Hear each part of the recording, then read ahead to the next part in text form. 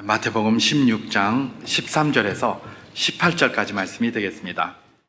예수께서 빌립보 가이사라 지방에 이르러 제자들에게 물어 이르시되 사람들이 인자를 누구라 하느냐?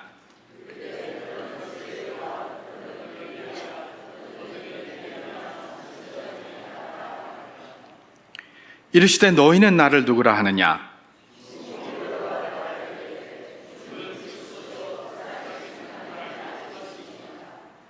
예수께서 대답하여 이르시되 바 요나 시몬아 네가 복이 있도다. 이를 내게 한 이는 혈육이 아니요 하늘에 계신 내 아버지시니라. 또 내가 네게 이르노니 너는 베드로라. 내가 이 반석 위에 내 교회를 세우리니 음부의 권세가 이기지 못하리라. 아멘. 오늘은 맥주 감사주일 절기인데요. 하나님이 절기를 주신 이유 전에 한번 우리가 그렇게 한번 나눠 보았습니다. 사람을 호모 사피엔스, 지혜로운 존재다라고 이야기를 합니다. 지혜로운 사람. 그런데 지혜로운 것에 반해서 또 아주 지혜롭지 못한 것도 또 있죠. 그게 뭡니까? 호모 오블리비쿠스, 망각을 한다 이런 뜻입니다. 망각의 인간이라는 뜻입니다. 사람은 자꾸 잊어버려요. 잊어버리는 것이 꼭 나쁜 것만은 아니라고 하죠. 자꾸 잊어버려야 또 새로운 게 채워질 수 있기 때문에 그렇습니다. 잊어버리지 않으면 그게 머리에 가득 차서 계속 고통으로 남는 것이죠. 그래서 심리학을 연구하는 사람들은 이전에 아픈 고통들이나 이런 것들은 빨리 잊는 경향이 있다. 그래서 자기 보호를 위해서 자기 보호의 그런 기제로서 빨리 잊어버리는 것도 있다. 뭐 그런 이야기도 하고 그렇게 합니다. 예, 인간은 망각의 존재, 잊어버리는 존재죠. 그래서 사실은 절기가 있는 겁니다. 매번 잊어버리지 않는다면 절기가 필요 없어요. 그런데 자꾸 잊어버리니까 절기를 주셔서 적어도 이때는 좀 기억 좀 해라 이런 이야기입니다. 맥주 감사주일로 주셨습니다. 예, 우리가 늘 감사하고 살아야 되지만 사실은 우리의 경험이 우리에게 이야기하는 것은 무엇입니까? 알고는 있는데 이게 자꾸 잊어버려요. 이게 잘 안 돼요. 그러니까 절기를 딱 정해서 이때는 감사해라. 그 주일날 감사 예배로 시작해서 그 한 주간 동안 온전히 감사를 하면서 한번 지내봐라라고 그렇게 절기를 주신 것 아니겠습니까? 오늘 바로 그 감사 절기다라는 것 기억하면서 오늘 예배로 시작해서 이번 한 주간 감사로 하나님 앞에 나아가는 봉태분들 다 될 수 있기를 주님의 이름으로 축원합니다. 하나님 앞에 감사를 드린다. 예, 어떻게 감사할까? 예, 우리가 다양한 감사를 드릴 수 있을 것입니다. 하나님은 우리가 어떤 모양으로든 감사를 표하면 기쁘게 받으실 것입니다. 마치 우리 부모님들이 자녀들이 선물 주는 거 받는 것과 동일하게 생각을 해요. 자녀들이 뭘 줘도 기쁩니다. 그죠? 뭘 줘도 고마워요. 예, 이제 제 생일날 우리 아들이, 막내 아들이 저한테 주는 게 뭐 있겠습니까? 예, 편지 하나 이렇게 딱 써서 아빠 고마워요 이런 말 하나 해주면 다른 거 받는 것보다 훨씬 나아요. 예, 그러니까 뭐든지 괜찮아요. 뭐든지 부모님은 자식들이 해주는 거 다 기뻐합니다. 그럼에도 불구하고 뭔가 그 안에 또 좀 더 기뻐하는 것이 있지 않겠습니까? 그렇잖아요. 예, 요즘 당근 마켓인가 이게 좀 많이 유행한다고 합니다. 그러니까 제가 당근 마켓을 소개하려는 건 아니고 당근 마켓이 중고 이런 거래를 하는 거라고 이렇게 해요. 근데 이제 선물을 이렇게 주는데 이 선물이 좋기는 한데 이게 내가 당장 쓸 게 없어요. 그럼 어떻게 합니까? 예, 그 당근 마켓에다가 갖다가 이렇게 올려서 중고를 판매한다 이런 이야기들을 이제 종종 그렇게 듣게 되는데요. 그래서 부모님들은 자녀들이 선물을 하면 어떻게 합니까? 야, 이거 말고 이거 달라 대놓고는 말 못하고 은근히 그래 이게 참 고맙긴 한데 이러면 딱 간파를 해야 됩니다. 딱 자녀들이 그냥 부모님들이 그 말하면 이게 우리 엄마 아빠가 원하는 건 이거구나 딱 간파를 해서 딱 해야 되는데 그거 간파 못하면 그 다음에도 기뻐하긴 하지만 완전히 기뻐하는 모습을 이렇게 좀 찾기는 좀 쉽지 않지 않겠습니까? 그런 관점에서 우리가 감사를 한번 생각해 보면 될 텐데 하나님도 우리 하나님의 백성들인 우리가 무엇을 가지고 감사를 하든 다 기쁘게 받으십니다. 그러나 그럼에도 불구하고 하나님이 특별히 기뻐하시는 그런 것들이 있어요. 그러니까 우리가 기왕에 감사를 한다면 그걸 가지고 하면 좋지 않겠습니까? 그죠? 예, 우리가 기왕에 선물을 하고 기왕에 감사를 한다면 그 사람이 필요로 하고 그 사람이 제일 기뻐하시는 것이 무엇인지를 알고 하는 게 좋지 않겠습니까? 그래서 우리가 요즘은 그렇게 하지 않습니까? 생일 선물을 줄 때 그래 네 생일이 언젠데 생일 선물 뭐 받을래? 묻잖아요, 그죠? 그러면 자기가 원하는 거 해주는 거예요. 그게 제일 좋아요. 선물 뭐 값어치가 어떤 건지 상관없어요. 그냥 지가 원하는 거 해주는 게 제일 좋습니다. 그게 바로 뭡니까? 물론 우리가 선물하는 방식 아닙니까? 아이고 이거 비싸고 좋은데 아무리 비싸고 좋은 거 해줘 보십시오. 지가 별로 원하는지도 않는 거 해줘봐야 아무 소용이 없습니다. 특히 우리 어린이들, 나이가 많은 사람들은 그런 거 따지겠지만 우리 어린이들은 지 좋은 거 하면 좋아요. 그래서 저는 맨날 우리 그 막내 그 녀석 이제는 뭐 어린이날 지금 중학생 올라갔는데도 오늘까지 어린이날 해야 된다고 그러고 막 이러고 있는데, 예. 그때 되면 딱 물어봐요. 너 뭐 할라? 뭐 얻고 싶냐? 그러면 머리에 생각하는 게 딱 정해져 있지 않겠습니까? 근데 그게 사실 대부분 다 값싼 거예요. 뭐 먹고 싶은 거 뭐 이런 거 하나. 예. 그 다음에 뭐 또 이렇게 무슨 뭐 만드는 거 뭐 이런 거 하나. 한 2, 3만 원 되는 거 이런 거예요. 좋죠. 그죠? 뭐 했는데 한 10만 원짜리 달라고 그러면 이거 야 이러면서 막 핑계 댈 텐데 한 2, 3만 원짜리 해준다라고 하니까 어떻게 합니까? 고수준에서 해달라고 하니까 그래! 큰 소리 빵빵 치면서 하나 딱 해주면 쥐도 좋고 저는 더 좋고, 예, 그런 거 아니겠습니까? 본인이 원해서 하는 것이 제일 좋아요. 근데 대부분 다 뭐예요? 아버지는 이따만한 거 하나 생각하고 있는데 자기는 요만한 거 들고 요거 해달라고 막 그러는 경우가 많죠. 이게 뭐 우리네 인생에서의 많이 그렇게 경험하는 건데, 우리가 선물하는 것처럼 그런 것이 있는 것처럼 하나님도 감사를 모든 걸 다 받지만 하나님 특별히 기뻐하시는 그런 것들을 우리가 감사로 드렸으면 좋겠다라는 그런 관점에서 오늘 제가 메시지의 제목을 주님 기뻐하시는 감사를 드리자라는 차원에서 이런 제목을 한번 붙여본 것입니다. 주님 기뻐하시는 감사. 그럼 주님 기뻐하시는 감사가 여러 가지가 있는데 그럼 뭔지 어떻게 아노? 저는 이렇게 생각을 해보았습니다. 주님이 기뻐하시는 것, 가장 기뻐하시는 것을 어디서 우리가 알 수 있을까? 성경에서 알 수 있다. 그럼 성경에 그런 말이 있는가? 성경에서 우리 주님이 다 기뻐하시죠? 근데 가장 기뻐하시는 것이 있을 것 같아요. 어떤 차원에서 생각할 수 있습니까? 주님이 늘 강조하는 것, 입버릇처럼 말씀하시는 것, 이게 가장 기뻐하시는 거예요. 성경에서 많이 이야기하는 거 있잖아요. 그거 우리 주님이 기뻐하시는 거예요. 기뻐하시는데 우리가 잘 못하는 거예요. 잘 못하니까 제발 좀 이거 좀 했으면 좋겠다. 이게 내가 진짜 기뻐하는 건데 니들 뭐하노? 이러는 거예요. 우리 어머니 아버지가 선물을 딱 드리면 뭐 여러 가지 말씀, 뭘 기뻐하시는지 그 말 여러 번 들어보면 알아요. 우리 엄마가 우리 아빠가 뭘 좋아하는구나. 말 들어보면 안다니까요. 그러니까 그 말하는 거를 가만히 들여다보고 강조하는 것이 있으면 그걸 준비하면 돼요. 그러면 가장 기뻐하시는 것이 될 거예요. 내가 뭘 달라 이런 소리는 안 하더라도 말입니다. 바로 그걸 생각하는 것이죠. 여러분, 성경에서 우리에게 주님께서 늘 강조하시는 것이 뭐가 있을까요? 바로 말씀에 순종하라는 것 아니겠습니까? 그게 성경에서 이야기하는 거예요. 구약 성경 전체가 말씀 순종하라는 거예요. 하나님 말씀을 주시고 그 말씀대로 살아라, 순종하며 살아라 라는 게 구약 성경 전체의 내용이에요. 신약에도 마찬가지예요. 신약에 와서는 예수님께서 친히, 하나님이신 예수님께서 친히 오셔서 뭐라고 얘기를 했습니까? 니네들 구약 말씀을 갖다가 순종을 이런 식으로 했는데 그게 아니고 내가 다시 가르쳐 줄게. 내가 이르노니, 너희가 이렇게 배워서 이렇게 했지만 내가 너희에게 이르노니 그게 아니고 이렇다라고 하면서 말씀이 잘못되게 적용하는 것을 오히려 가르쳐 주시고 계시잖아요. 여러분, 하나님 말씀에 대해서, 성경 말씀에 대해서 순종하라는 것은 주님께서 끝까지 강조를 하십니다. 그럼 주님이 기뻐하시는 게 뭘까요?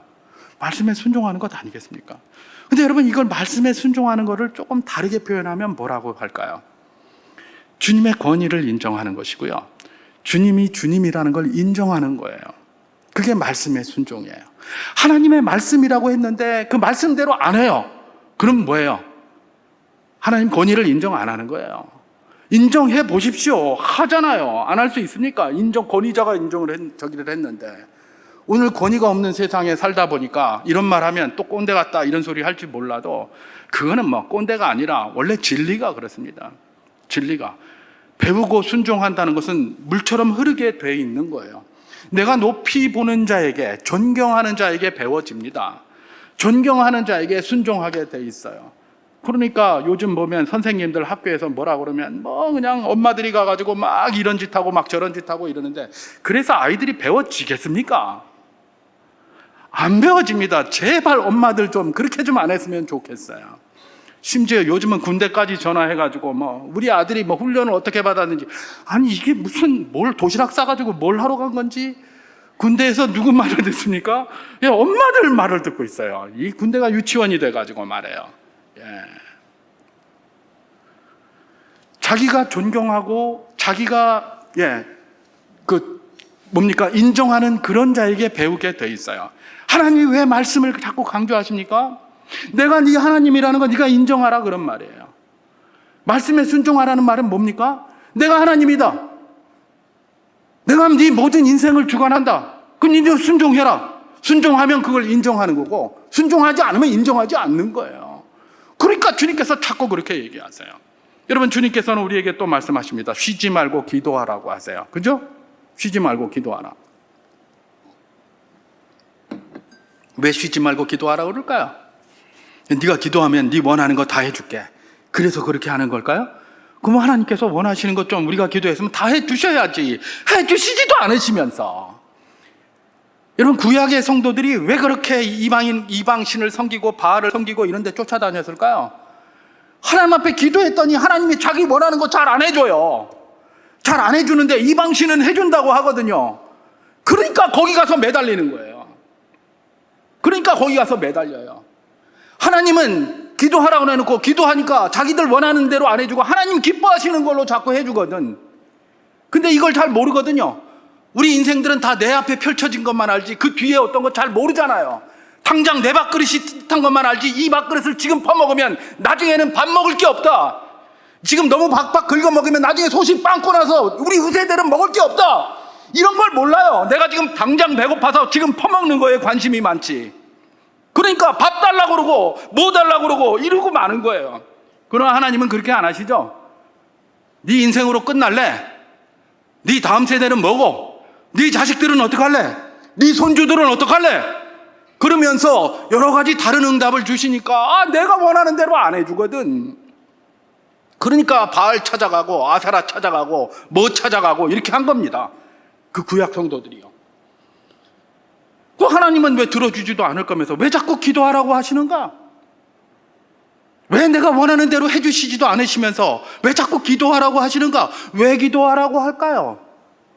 내가 네 하나님이다, 네가 나를 인정하라, 그게 기도예요. 그게 기도예요. 기도하면 내가 뭐 다 들어준다, 이게 아니라 내가 너 하나님이라는 걸 인정해라, 그런 이야기입니다. 그게 기도예요. 하나님 아니면 내가 해줄 게 없습니다, 내가 의지할 데가 없습니다, 하나님께 전적으로 의지합니다 라고 나가는 게 기도 아닙니까? 예, 우리 주님께서 성경에서 강조하시는 게 뭡니까? 하나님 말씀에 순종하라는 거예요. 제일 강조 많이 하세요. 기도하라는데 항상 기도하라고 하세요. 쉬지 말고 기도하라고 하세요. 왜 그럴까요? 제발 내가 하나님인 걸 인정해라.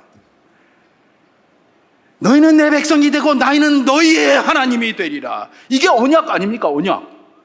나는 너희의 하나님이 되고 너희는 내 백성이 되리라. 언약하자고 해놓고 하나님의 언장을 했는데, 그래서 언약도 해놨는데 내가 너의 백성이다, 너희는 내 백성이다 해서 백성대로 웃고로 가려고 그러니까 하나님은 우리 하나님 아닌데요? 이러면서 말도 안 들어요. 의뢰하지도 않아요. 기도하지도 않아요. 왜 그러니까 심각해지는 것 아니겠습니까? 여러분, 우리 주님께서는 뭘 제일 원하신다고요? 내가 하나님이라는 거 인정해라, 이거 제일 원하시는 거예요. 다른 거 원하시는 게 아니에요. 너희들이 내가 좀 하나님됨을 인정해라, 내가 주됨을 인정해라, 내가 주인이라는 걸 인정해라, 네 인생의 모든 것의 주인은 나라는 걸 인정해라. 바로 그걸 기뻐하신다니까요. 그러니까 우리가 감사를 드립니까? 기왕에 감사드릴 바에는 뭘 가지고, 주님께서 기뻐하시는 걸 가지고 감사를 드려야 하지 않겠습니까? 바로 그것입니다. 오늘 본문이 바로 이 사실을 우리에게 정확하게 이야기를 해주고 있는데요. 사실은 이건 주님뿐만 아니라 모든 사람들도 마찬가지예요. 모든 사람도 다 그래요. 모든 사람도 다 자기로 인정받기를 원하시잖아요. 그게 인생이에요. 우리가 가끔 한번 읽었습니다마는 김춘수 씨가 쓴 그 꽃이라는 시 말입니다. 그 일부를 제가 다시 한번 읽어보도록 하겠습니다. 내가 그의 이름을 불러주기 전에는 그는 다만 하나의 몸짓에 지나지 않았다. 내가 그의 이름을 불러주었을 때 그는 나에게로 와서 꽃이 되었다. 내가 그의 이름을 불러준 것처럼 나의 이 빛깔과 향기에 알맞는 누가 나의 이름을 불러다오. 그에게로 가서 나도 그의 꽃이 되고 싶다. 이렇게 하면서 끝나는 게 김춘수의 꽃이라는 시입니다. 여러분, 사람마다 이 시를 보는 관점은 다 다를 것이고 또 이 시를 적용하는 그런 상황이나 환경에 따라서 다르게 적용할 수 있을 것입니다. 근데 저는 오늘 이 시를 보면서 이 시가 서로에 대한 인정을 구하고 있다라고 그렇게 보여집니다. 서로에 대한 인정이에요. 내가 가만히 있는 게 아니라 네가 내 이름을 불러줘야, 인정해줘야 내가 너에게 꽃이 되는 거예요. 우리 주님께서 그런 이야기를 하셨어요. 이 시대의 사람들이 장터에 앉아가지고 춤을 추어도 같이 노래 부르지 않고 곡을 해도 같이 슬퍼하지 않는다고 그랬어요. 춤을 추면 같이 춤춰야 될 것 아닙니까? 곡을 하면 같이 곡을 해야 될 것 아닙니까? 그게 인정하는 건데 안 하는 거예요. 왜 그럴까요? 왜 그럴까요? 왜 그럴까요? 예. 저걸 인정을 안 하거든요. 곡하는 그 사람을 별로 인정하지 않는 거예요. 네가 곡을 하든 말든 나하고 뭔 상관이고, 네가 춤을 추든 말든 나하고 뭔 상관이고, 이러고 있는 거예요. 그러니까 어떻게 되는 겁니까? 곡을 해도 같이 울지 않고 춤을 추어도 같이 추지 않는 그런 세태가 되는 것입니다. 서로 인정하지 않는 거예요. 여러분, 김춘수의 꽃이 뭘 이야기를 하고 있다고요? 서로 인정하라는 거예요. 인정을 갈구하고 있는 거예요. 서로 인정해야, 그때서야 서로에게 꽃이 되어서 의미 있게 바라보여지는 거지, 그렇지 않으면 바라보여지지 않는 거예요. 여러분, 부모님이 자녀에게 제일 바라시는 게 뭘까요? 자녀가 부모님을 부모로 인정하는 걸 제일 바라요. 아닙니까? 저도 부모라서 그런지 몰라도 말입니다. 제가 자식들에게 제일 듣기 싫은 소리가 있어요. 어떤 소리일까요? 아빠가 해준 게 뭐 있어요? 전 이런 소리가 진짜 싫어요. 진짜 싫어요. 해준 거 별로 없을 줄 몰라요. 그래도 최선을 다해서 했잖아요. 아빠가 뭘 잘못했다, 이런 소리는 저는 당연히 할 수 있다고 생각해요. 당연히 잘못했죠. 그건 내가 모르지만 그들이 보는 눈이 따로 있지 않겠습니까? 그런데 그런 말은 하면 안 되죠. 아빠가 아빠라고 해준 게 뭐 있냐? 엄마가 해준 게 뭐 있냐? 이런 소리는 하면 안 되죠. 그거는 부모를 인정하지 않겠다는 겁니다. 부모를 부모라고 인정하는 거를 부모가 제일 기뻐해요. 선생님을 선생님으로 인정해야 돼요. 그래야 배울 것 아닙니까? 그게 선생님이 제일 좋은 것 아닙니까? 스승의 날이 왜 있습니까? 선생님을 선생님으로 인정하라고 스승의 날 만들어놨는데 선생님을 저 길바닥에 굴러다니는 개똥만도 못하게 취급하니까, 그러니까 무슨 교육이 되겠고 뭐가 되겠습니까? 근데 그걸 누가 만들고 있습니까? 우리 엄마들이 그런 거 만들고 있어요. 제발 그렇게 하지 마세요. 제발. 군대를 군대답지 못하고 무슨 이상한 군대로 만드는 거 누가 그렇게 만듭니까? 북한의 김정은이가 그렇게 만듭니까? 우리 엄마들이 그렇게 만들고 있어요. 제발 그렇게 하지 마세요. 제발. 거기에 맞게끔, 걸맞게끔 하는 일을 위해서 우리가 최선을 다해줘야 돼요. 자식이 부모에게 부모로 인정해줘야 되고, 학생은 선생을 선생님으로 인정해줘야 돼요. 대통령을 대통령으로 인정해주는 걸 대통령이 제일 기뻐할 거예요. 요즘 보면 대통령 틈만 나면 탄핵시켜버린다고 그러고, 개나 소나 거리나 심지어 초등학생 어린아이들까지 그냥 대통령 이름 불러가면서 쌍욕해대가면서, 이게 나랍니까 이게? 목사는 목사로 인정해줄 때 제일 기분 좋아요. 목사가 목사로 인정받을 때 그거보다 더 좋은 기쁨이 없어요. 목사인 줄 알고 떡 했는데, 나는 목사라고 열심히 했는데, 우리 목사님 머리가 크네, 이렇게 하면 그때부터 골치 아픈 거예요 이게. 우리 목사님은 목사는 목사로 인정받을 때가 제일 기분 좋아요. 여러분, 제 말이 틀렸습니까? 여러분 그렇게 하지 않습니까? 다 그렇게 하시는 거예요. 내 빛과 내 모양에 걸맞은 걸로 인정받는 것을 세상 사람들이 제일 좋아하고 하나님도 그러시다는 거예요. 하나님이 그걸 기뻐하시는 게 어디 등장합니까? 오늘 본문에 등장하고 있어요. 오늘 본문을 이제 어떤 내용입니까? 우리 주님께서 제자들과 함께 빌립보 가이사라에 갔을 때의 이야기를 기록하고 있습니다. 빌립보 가이사라, 위치가 어디인가? 예루살렘에서 한 180, 190km쯤 떨어진 유대의 가장 북단에 있는 그런 지역이에요. 가장 북단에 있는 지역. 그 지역은 그 이방인들과의 그 유대에 넘어서의 그 이방인들과의 교류도 잦은 곳이고 아주 거기 사람이 많이 그렇게 돌아다니는 곳이고, 제가 전에 그 시찰에서 성지순례를 한번 갔었는데 그 빌립보 가이사라 그 근방까지 이렇게 쭉 한번 올라가 봤었어요. 근데 거기는 밑에하고 달라요. 밑에는 뭐 황무지 같은 게 있지만 거기는 산림도 울창하고 물도 콸콸콸콸 흐르고, 얼마나 물이 많이 나오는지 이렇게 걸어 다니니까 신발이 젖을까봐 못 다닐 정도로 물이 그렇게 콸콸콸콸해요. 밖이 엄청나게 덥고 비도 한 방울도 안 오는데 웬 물이 그렇게 풍성한지 말입니다. 그게 그쪽 지역이더라고요. 그쪽 지역. 이쪽 지역으로 예수님께서 제자들을 데리고 그렇게 가셨습니다. 빌립보 가이사라, 이름이 빌립보인데 헤롯 대왕의 아들인 분봉왕 헤롯 빌립이 그 도시를 건설을 했어요. 건설을 하면서 그 당시 로마 황제한테 좀 잘 보이기 위해서 그 황제의 호칭인 가이사를 붙이고 자기 이름 빌립을 붙여가지고 빌립보 가이사라라고 그 지역을 이름 명명을 한 것입니다. 그래서 신도시를 만들어서 황제에게 갖다가 바치는 거예요. 그럼 황제가 기뻐가지고 그래, 네 분봉화 한 번 더 해라, 이렇게 하지 않겠습니까? 그러니까 이제 그렇게 갖다가 바친 것이죠. 그런데 여기서 우리가 알아야 될 게, 적어도 우리가 가끔 들어서 알고 있는 것처럼 가이사라는 이름을 붙이려면 그 도시에 어떤 기능이 하나 있어야 됩니다. 그게 뭐냐면 황제의 신전이 있어야 돼요. 황제의 신전이 있어서 황제를 숭배해야 돼요. 그래야 거기다가 가이사라고 이름을 붙일 수가 있었다고 그래요. 그냥 아무 도시에나 가이사 붙이는 게 아니에요. 대충 만들어 놓고 가이사 이름 붙이면 야 이게 뭐고, 이게 가이사를 요렇게밖에 못하나, 이러잖아요. 이전에 보면 높은 사람들 온다 그러면 막 별짓을 다 하잖아요. 뭐 거기 새롭게는 못하더라도 청소라도 열심히 하고 그냥 막 빡빡 닦고 이러잖아요. 적어도 그 사람에게 걸맞는, 그 사람의 이름에 걸맞는 그런 걸 하기 위해서 그러는 거예요. 그래서 장군들, 제가 군대에 있을 때 보면 장군들 와도 원스타 올 때, 투스타 올 때, 쓰리스타 올 때 달라요. 원스타 올 때는 이만큼 준비하면 투스타 올 때는 이만큼 준비하고 쓰리스타 올 때는 이만큼 준비하고, 그분들이 올 때도 그냥 안 오죠. 딱 그 별판 딱 띄워가지고 딱 하고, 안에 이제 원스타가 안 타고 있을 때는, 저는 원스타 부대에 있었는데 원스타가 안 타고 있을 때는 뚜껑을 딱 덮어 놓습니다. 그런데 원스타가 딱 타고 있으면 뚜껑을 딱 벗기고 빨간 별판에다가 이게 노란 별이 붙은 걸 딱 밤에도 보여요. 거기 불을 딱 켜고 오기 때문에. 그러니까 착각하지 말라는 거예요. 그에 걸맞는 그걸 하는 것이죠. 근데 가이사라는 이름 붙였는데 엉터리 같이 해놓고 나서 가이사 이름 붙였다가는 어떻게 되겠습니까? 그냥 바로 이거 아니겠습니까? 그냥. 그러니까 가이사의 이름에 걸맞는 도시로 만들기 위해서 신전도 만들고 근사하게 만들었어요. 그게 빌립보 가이사라예요. 그런데 빌립보 가이사라에는 가이사에 대해서 숭배하는 신전을 만들었지만 자기들이 거기서 토속적으로 믿는 게 있었어요. 그게 뭡니까? 가나안에 토속되어 있는 사람들 바알, 아세라 믿는 것 아니겠습니까? 그죠? 여전히 바알과 아세라의 신전이 거기 있어요. 그리고 뭡니까? 이 가이사와 연관되어 있는 헬라 사람들이 많이 거기 또 근처에 살다 보니까 판이라는 신이 있었습니다. 판은 뭐냐면 이 산림, 삼림과 야수의 신이에요. 야수가 뭐예요? 굉장히 강하잖아요. 사자, 봄 이런 야수들.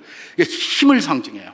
인간의 완력, 이런 것들을 갖다가 요구하기 위해서 힘을 달라고 판에게 늘 가서 기도하고, 이 삼림이 울창하게 해주십시오 그러면서 판에게 가서 기도하는 거예요. 아까 제가 말씀드린 것처럼 거기 진짜 삼림이 울창하고 물도 풍성하고 이런 걸 봤었을 때 아마 그런 사람들은 다 우리가 이렇게 판에게 기도를 해서 판이 이렇게 해줬을 것이다 라고 생각했을 것입니다. 어쨌든 이 빌립보 가이사라는 황제를 숭배하고 있었고, 이 빌립보 가이사라는 바알과 아세라를 숭배하고 있었고, 이 빌립보 가이사라는 판을 숭배하고 있었습니다. 황제는 뭡니까? 권력을 상징하죠.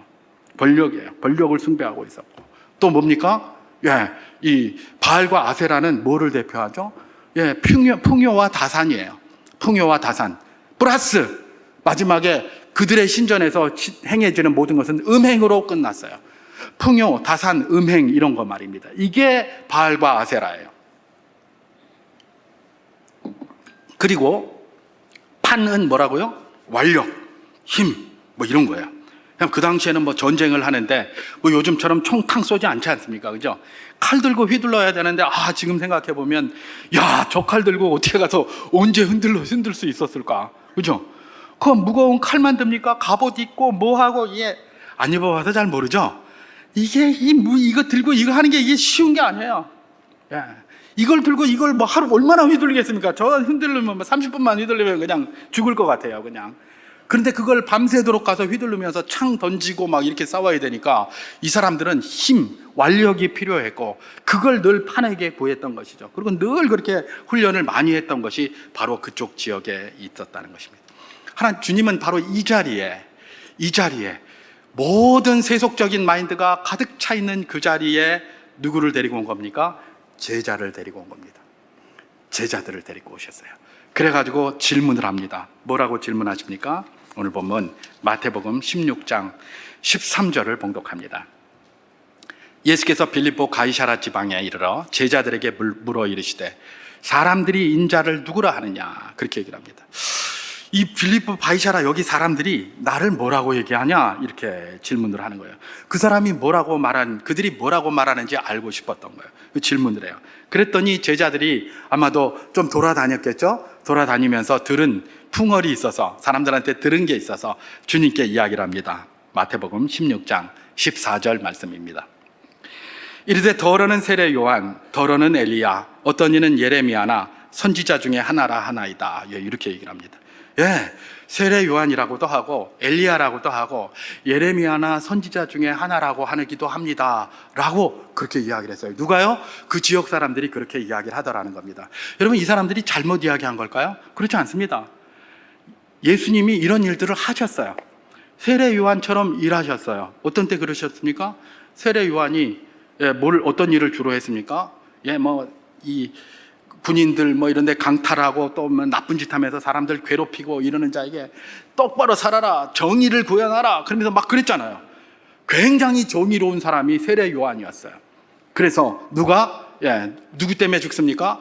헤롯 안티파스의 아내인 헤로디아가 그 이상한, 원래 빌립의 아내였는데 이혼도 하지 않고 여기 안티파스한테 와서 살고 있으니까 그건 율법에 어긋나는 거였거든요. 그러니까 막 얼마나 정의로운 사람인지 이 사람이, 저 헤로디아 저거는 창녀인데 왜 왕궁에다가 놓고 왕이 율법을 어기고 있느냐, 그러면서 맨날 그런 소리 하니까 이게 이 헤로디아가 화가 나가지고 자기 딸 갖다가 꼬셔가지고 어떻게 합니까? 결국은 세례 요한의 목을 가져오게 요구를 하잖아요. 그래서 세례 요한이 죽게 됩니다. 세례 요한은 정의로운 사람이었어요. 정의를 부르짖는 자. 우리 주님이 그렇게 하셨어요. 그죠? 정의롭지 못한 자들을 막 뭐라고 하시고 막 그렇게 하고, 특히 바리새인에 대해서는 이 독사의 자식들아, 이 불의한 자식들아, 그러면서 욕을 그렇게 많이 하셨지 않습니까? 그러니까 세례 요한처럼 보였을 것 같아요. 그리고 우리 주님께서 뭐예요? 병든 자를 고치시고 죽은 자를 살리시고 눈먼 자의 눈을 뜨게 하시고 나병 환자를 고치시고, 그 당시에서 할 수 있는 게 하나도 없었는데 우리 주님이 그렇게 하시는 거예요. 그러니까 보니까 우와, 이건 엘리야 같다. 그죠? 엘리야가 능력의 선지자 아닙니까? 능력의 선지자. 그 엘리야 같다, 이렇게 했어요. 또 때로는 우리 주님께서 어떻게 합니까? 회개하라. 너네들 왜 이렇게 사냐? 세례 요한이 감옥에 갇히니까 세례 요한 따라서 회개하라, 천국이 가까웠느니라 하면서 막 회개를 외치시고, 그 다음에 앞으로 하나님이 어떻게 하실지에 대한 미래의 일들을 많이 이야기하시고 그랬습니다. 그랬더니 이제 이 사람들이 뭐라고 얘기를 합니까? 그 에레미야나 선지자 같은 그런 사람 중에 하나가 아닙니까? 이렇게 얘기를 한 겁니다. 예, 맞아요. 예수님은 세례 요한처럼 정의도 부르짖었고요. 예수님은 엘리야처럼 기적도 행하시고 치유의 능력도 행하셨어요. 그리고 예수님은 뭐예요? 회개를 외치시고, 그 다음에 회개할 뿐만 아니라 앞으로 이런 일이 있으니까 말씀 가운데 든든히 설하라고 막 외치고 이렇게 하셨어요. 그래서 이 사람들이 뭐라고 대답한 겁니까? 더러는 세례 요한, 더러는 엘리야, 더러는 예레미야나 선지자 중에 하나입니다라고 그렇게 고백을 했던 것입니다. 근데 예수님이 이 소리를 들으면 그냥 웬만하면 대충 맞잖아요. 웬만하면 그냥 이렇게 있으셔도 될 텐데 이게 뭔가 좀 이상해요. 그러니까 우리 주님께서 대뜸 그렇게 이야기를 하고 있습니다. 마태복음 16장 15절입니다. 이르시되 너희는 나를 누구라 하느냐, 이렇게 질문합니다. 그래, 그 사람들은 그렇게 얘기를 하는데, 빌립보 가이사라라는 이 세속 도시에 사는 사람들은 이렇게 얘기를 하는데, 제자들이 너희는 나를 누구라고 하느냐, 그 질문을 하는 겁니다. 여러분, 이 질문에는 여러 가지 뉘앙스가 있습니다. 아주 중요한 뉘앙스는 뭡니까? 제자들은 너희들은 나에 대해서 그 정도로 알고 있으면 안 된다라는 의미입니다. 그죠? 만약에 그 정도로 알아도 된다면 그래, 맞지? 그래, 니들도 그 사람들처럼 나를 세례 요한이나 엘리야나 예레미야나 선지자 중에 한 사람으로 여겨라, 이러면 되는 거예요. 그죠? 근데 그게 정답이 아니에요. 그 사람들은 그렇게 얘기한다고 할지라도 제자들인 너희는 그런 답을 하면 안 된다는 거예요. 그러니까 제자들에게 뭐라고 얘기를 합니까? 너희는 나를 누구라고 하느냐, 그렇게 질문을 하신 겁니다. 그랬더니 제자들 중에 제자들을 대표해서 성질 급한 베드로가 뭐라고 얘기를 합니까? 마태복음 16장 16절, 우리가 너무나 잘 아는 고백을 합니다. 시몬 베드로가 대답하여 이르되 주는 그리스도시요 살아계신 하나님의 아들이시니이다, 이렇게 대답합니다. 주는 그리스도시요. 그리스도라는 것은 뭐예요? 왕과 제사장과 선지자에게 기름을 부어서 기름 부음 받은 자라고 그렇게 돼 있어요. 기름 부었다는 말은 뭐냐면 권위를 그렇게 주었다는 거예요. 그렇게 인정을 했다는 거예요. 네게 왕권이 줬다, 네게 선지자권이 줬다, 그게 기름을 부어서 권위를 주는 거예요. 주는 그리스도시라는 것은 하나님께서, 성부 하나님께서 성자 예수 그리스도께 모든 세상에 하늘과 땅의 모든 권세를 주셨다는 거예요. 그러니까 우리 주님께서 하늘과 땅의 모든 권세를 내게 주셨으니 그러므로 너희는 가서, 그렇게 마태복음 28장에서 이야기한 것 아니겠습니까? 그게 그리스도라는 의미는 하나님께서, 성부 하나님께서 성자 예수 그리스도께 하늘과 땅의 모든 권세를 부어주시고 인정해 주셨다는, 인치셨다는 그 말이에요. 자, 그 이야기를 하는 거예요. 그러고 나서 살아계신 하나님의 아들이다, 다시 말해서 하나님과 동일 본질이다, 하나님이시다라는 것들을 이야기를 하는 거예요. 그 고백을 딱 했죠. 얼마나 이 베드로가 크게 고백을 아름답게 했는지 주님이 기뻐하시는데 뭐라고 얘기를 합니까? 마태복음 16장 17절입니다. 예수께서 대답하여 이르시되 봐 요나 시몬아 너희가 복이 있도다. 이를 내게 알게 한 이는 혈육이 아니요 하늘에 계신 내 아버지시니라. 이렇게 얘기를 합니다. 야, 봐 요나의 아들 시몬아, 내가 복이 있다. 이를 내게 알게 한 이는 네 혈육이 아니다. 혈육 같았으면 그렇게 안 가르쳐줬겠죠. 왜 그렇습니까? 아니, 자기들이 지금 그리스도를 기다리고 있는데 예수가 그리스도라고 했다가 어떻게 되려고요? 죽으려고요.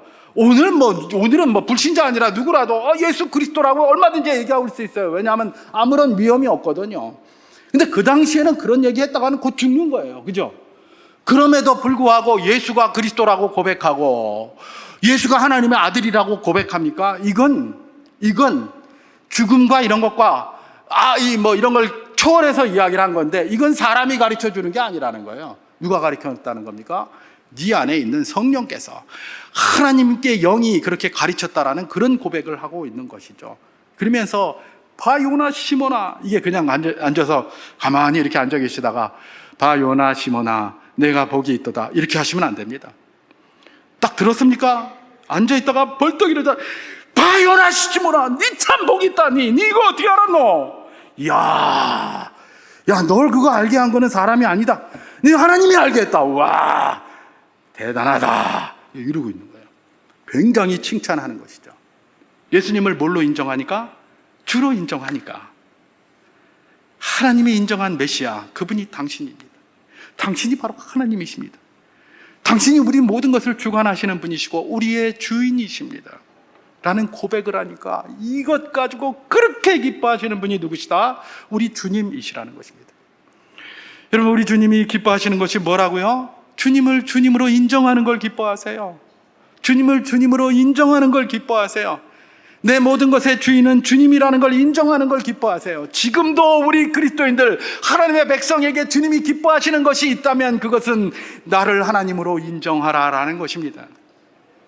그래서 말씀 앞에 든든히 서라, 그래서 기도하라, 자꾸 그렇게 요청을 하고 계시는 것이죠. 여러분, 우리가 빌립보 가이사라에서 이 일이 있었던 것이 오늘 우리에게 굉장히 의미가 있는 줄 기억해야 합니다. 그 당시에 예수님을 그야말로 세례 요한이나 엘리야나 그 다음에 무슨 선지자 중에 하나 정도로밖에 모르고 있었던 그 속에 가서, 모든 사람들이 그렇게 얘기하고 있는 그 속에 가서 너희는 나를 누구라고 하느냐라고 질문하면서 답을 듣기를 원하셨던 그 주님, 그 세속적인 세상 속에서 그런 속에 너희가 살지만 너희는 나를 뭐라고 고백하느냐를 듣기를 원하셨던 그 주님이 오늘 우리에게도 같은 질문을 하고 계신다는 사실을 우리는 기억해야 한다는 것입니다. 여러분, 가이사라 빌립보 가이사라는 2000년 전에 그 헐몬산 밑에 있었던 그 도시를 이야기하지 않습니다. 그 도시는 1차적인 것입니다. 오늘 우리가 살고 있는 곳이 가이사라 빌립보 가이사라입니다. 우리 속에 뭐가 있습니까? 권력에 대한 그런 열망들이 있습니다. 얼마나 많은 사람들이 권력에 대한 열망을 가지고 몸부림치고 살아가고 있습니까? 뉴스만 틀면 나오잖아요.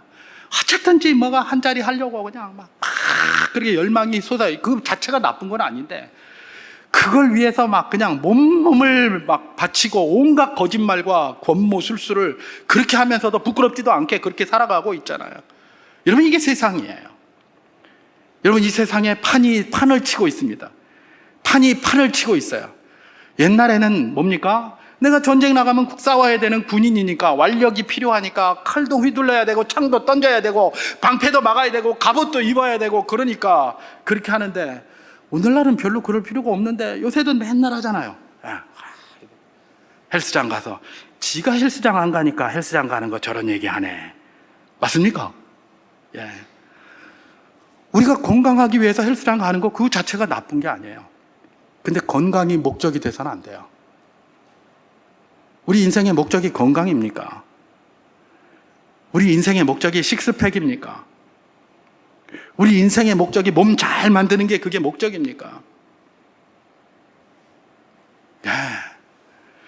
우리가 그런 걸 잘 알아야 돼요. 요즘 막 몸 만든다고 정신이 없어요. 뭐 여성들만이 아니에요. 남자들도 요즘 그런다고 하잖아요. 몸 만들려고 정신이 없어요. 지가 못 만드니까 저러고 앉았네. 맞아요. 저는 그거 못 만들어요. 그런 몸은 못 만드니까 나는 그런 몸 안 만들고 다른 몸 만들 거예요. 판치고 있습니다.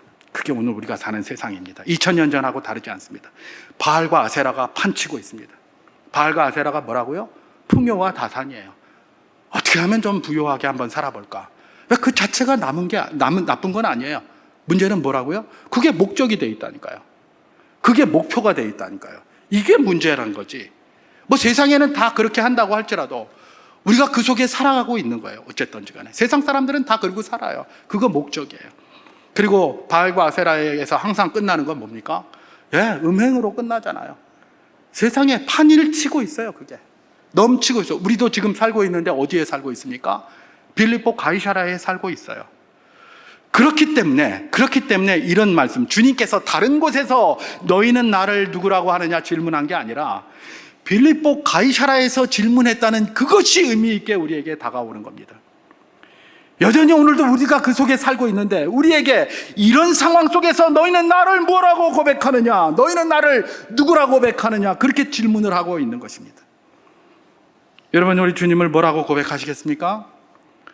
시몬 베드로가 대표적으로 기도한 것처럼, 고백한 것처럼 주는 그리스도시요 살아계신 하나님의 아들이십니다라고 고백하십니까? 아멘. 그렇게 할 수 있기를 주님의 이름으로 축원합니다. 세상의 모든 자들이 그렇게 산다고 하더라도 너희는 그렇게 살지 마라. 너희는 내 제자가 아니냐. 내 제자는 어떻게 살아야 된다? 예수가 주인인 것을 고백하고 살아야 한다. 바로 그 이야기를 하고 있는 겁니다. 우리가 다양한 것 추구할 수 있습니다. 우리도 뭐 가이사 추구하면 어떻습니까? 우리가 판도 추구할 수 있습니다. 아이고, 우리도 바알과 아세라 같은 거 추구할 수 있죠. 근데 그게 목적이 돼서는 안 됩니다. 우리의 목적은 뭡니까? 예수가 우리의 주인이라는 것이 되어야 합니다. 예수가 우리의 주인이라는 것은 굉장히 의미가 다양합니다. 내가 잘 될 때도 예수가 주인입니다. 내가 안 돼서 주저앉아 있고 지금도 고통 가운데 기도하고 있는데 하나도 내 기도에 응답이 안 되는 것 같을 때에도 예수는 우리의 주인이신 줄 믿으시기 바랍니다. 예수가 주인 된다는 건 그런 이야기입니다. 마침내 예수가 이 모든 것들을 아름답게 인도하셔서 주님이 나를 나의 높은 곳으로 달리게 하실 것이다라는 그런 고백하는 것 말입니다.